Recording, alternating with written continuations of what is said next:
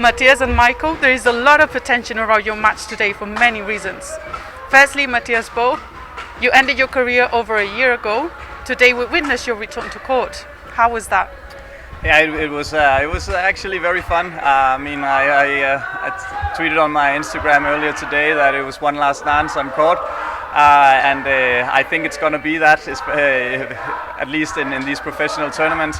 I enjoyed it. I've had some super fun days with Michael here, and actually today I think the match actually went better than I have feared, and I actually feel that I played okay myself. I haven't played that much. I've only been on court a few times since the last 3 months, so I was a little anxious about my level, but it turned out to be a good match, and the lads they were also a little bit kind to us, so we had some good rallies, so it was really good fun. Indeed, it was a good result. Michael, it's every fan's dream to play with the legend. Today you did just that. Explain, how are you feeling right now? Yeah, playing with Matthias is for Danish people it's the legend of legends, so it's a great honor to play with him, and luckily I've grown a good friendship with him as well, and we've had a lot of fun both on and off court over the last couple of weeks, and especially the last couple of days here in Germany. So it was a pleasure to play the tournament, and it was a dream coming true to take part of this tournament with all these amazing professional players from around the world. So for me it has been a dream come true, and I'm super excited, and I'm happy for the experience. Were you nervous before going on court? How did you prepare together or to get through that? No, actually for me it's pretty strange, because my profession, I do public speaking in front of thousands of people, and normally before events I'm never nervous at all. It's just another day at the office, but today in the practice hall before the game started, I was warming up with Matthias and some of the greatest players from around the world next to me, and I could feel the nerves when you do the first clear that you don't miss the ball. So definitely I felt the nerves, but on court after 2 or 3 rallies it disappeared, and then it was just game on. It looked like it. And what advice did Matthias give you in terms of how to play? I think he gave me a lot of advice over the last couple of weeks, to be honest with you. All the way from how to hold the racket, and no, I'm kidding. I think his main advice was just to go out and have fun, and not overthink it, and just enjoy it. For us, obviously, we didn't expect to win the tournament or even win the match. All we expected was to go out and do our very best, and then have fun with it, and I think we did that, and I think that honestly the result itself was much better than I expected to begin with, and I think we did our absolute best, and the legend, he carried us through the second set very, very well, and I did as good as I could.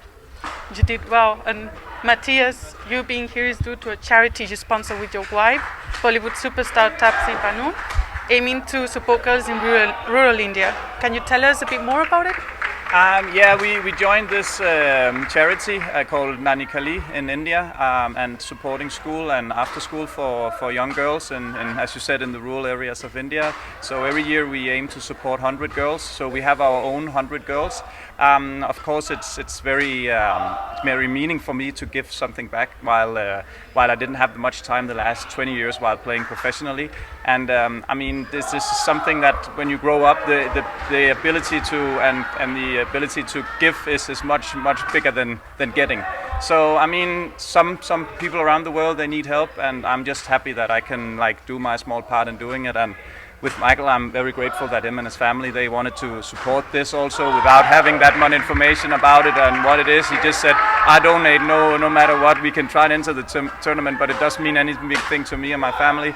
We want to support a good cause, so of course both Tapsi and me are super grateful that there are people like Michael and his family out there who also wanna help and support our little project. So I'm really grateful, and I'm just glad that we also had fun, and I especially also had fun and could also give Michael something that you normally are not able to get. So yeah, it's been a thrill being back here, and yeah, also for me personally, I had a lot of memories here, being here in Bitburg, Hylo Open, and won the tournament I think 3 times, and so I've been here especially when I was younger. So bring back good memories. I stayed at Mercure Hotel also last time when we won the tournament, and now I'm back in the small streets of Saarbrücken. So it's a pleasure coming back and see all the volunteer staff, the umpires, the referees, all the players, see them again. So it's been joyful for me, and I really enjoyed it.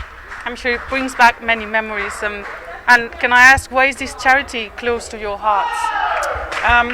I mean, we discussed different charities, and since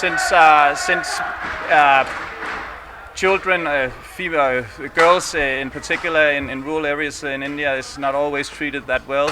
It was just natural for us to do that. It was just something we talked about, and it just made a lot of sense to us that Tapsi, she's a female actress, and of course wanna support these kind of things, and the rules is a little different in India towards that, so they might need a little bit more help than others. So it felt natural to look at this project, and it's a good experience so far. And Michael, how did Matthias first ask you to play, or did you hesitate when this was arranged?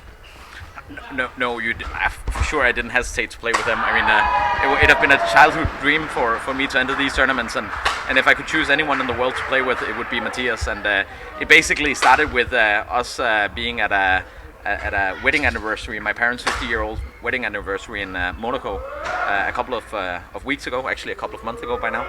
And we were discussing going out and playing badminton the next day in Monaco, but unfortunately we were not able to find a court after a couple of hours of trying.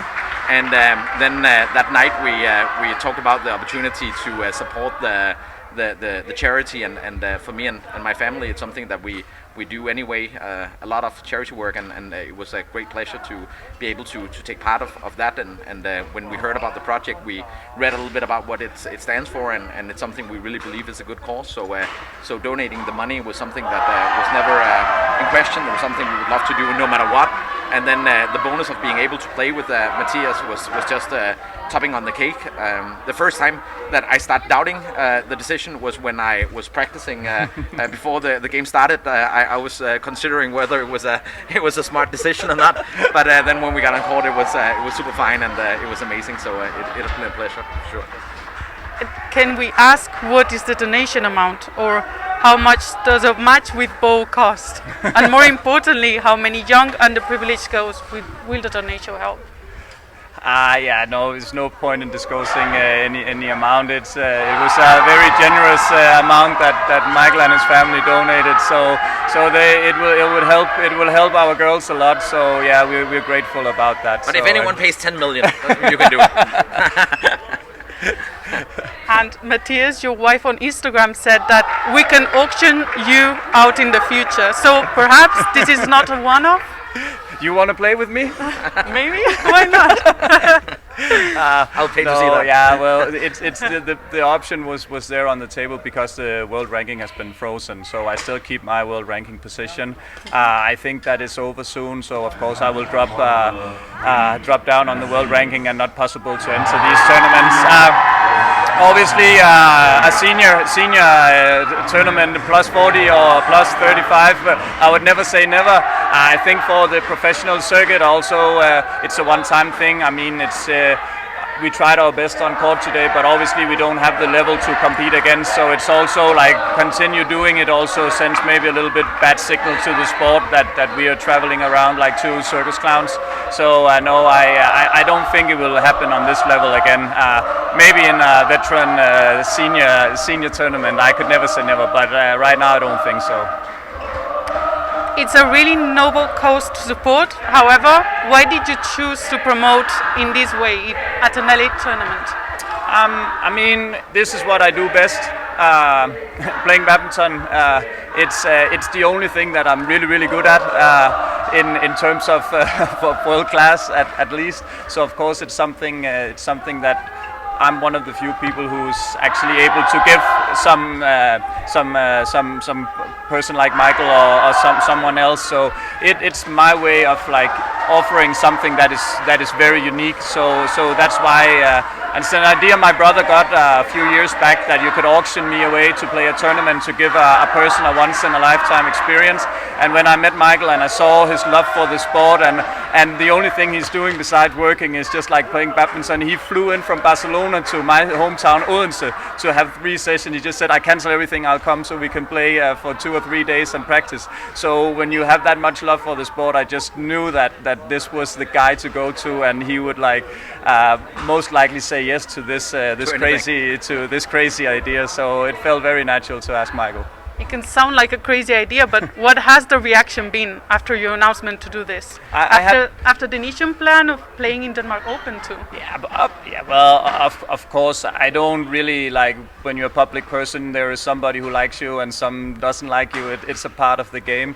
I think people have seen it as a fun idea. Of course, critics from the sport might said, okay, are these guys serious, or what is it about? But I mean, that's, as I said, it's like the bottom, everyone got one, so they're entitled to their opinion. I have learned to live with that throughout many years, so it's okay. I know I had to have my heart in the right place and could give something back. I don't mind being on court, and I could also see the respect from the English pair. They enjoyed it also and had both respect for both Michael and me. So in order to do this, I don't mind being on court again, even though that my level is not good enough for these kind of tournaments. So for the good cause of it, I'm happy to be here. And what about people in India? I don't know if the news as such reached India yet. I think it takes that my girlfriend tweets, then entire India knows. But so far I haven't. I think that they see it as a big gesture to do this. So I mean, yeah, I think that most people understand it, and whoever doesn't understand it, I'm okay with that. It's for a good cause. Finally, Matthias, your legacy is certainly of legendary status. You moved into a coaching role with India, now this charity promotion.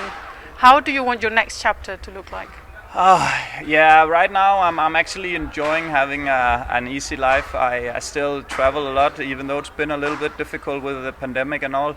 I'm a little bit back and forth from Europe and to Dubai, where I live, and to India, where my girlfriend is. So I'm city hopping a little bit and enjoying that. Still trying and stay fit.